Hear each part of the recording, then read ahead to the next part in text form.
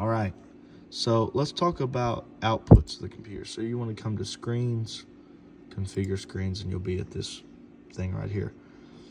Let me just explain what these are. So you have front middle, which will be that one right there. You have broadcast feed, which is just whatever happens down here. It's literally a copy of this feed.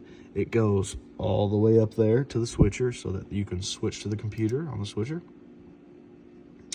You have pass-through video in, okay? Now that is, Pastor likes to see himself on the back screen here. So what that is that literally is a feed of the live stream that comes into the computer. So this is an input. Then you have screen one. Now this is where we send the NDI. So you see NDI, and that is network videos. I'm actually going to change this, and I'm just going to say NDI. Okay, so this NDI goes upstairs and sends our scriptures to the upstairs. All right, so those are the settings, and then there's a back wall right, a back wall left. Pretty simple. That's what this and this are, okay? All right, so that's pretty simple. That's the screens, that's how they're set up. One more thing you need to know. How do these outputs come out of the computer? Very important. On the back of this computer here, behind it, you'll see we have a Deck Link Duo and an expansion chassis here. All that does is it takes this cable. This cable is a USB-C. It plugs into this computer here, which is our computer running, and it turns it into 4 different outputs, and they are all SDI, okay?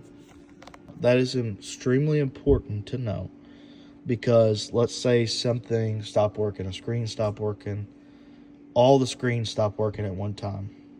There have been times that happened, and you go back and look, and that light's not on, and it wasn't plugged in. So, in order to have power to that box, you have to have the USB-C as well as the power cable. So there are 2 cables that have to be plugged in back there. All right, so you'll see lights on the box. So the lights need to be on, box needs to be working. Another thing that we have ran into that you need to be aware of, this really cool USB thing here. Right now there's a lot of stuff in it. Maybe we can change that, but for right now that's how it is. This USB device has buttons on it. When you click that button, it turns off that port. So we want to make sure we don't turn off any of the ports on that by clicking the button. So if something stops working, that's probably the easiest fix, to look at it and say, hey, maybe one of these ports is pushed, and it'll have like a little red dot on it or something, I think.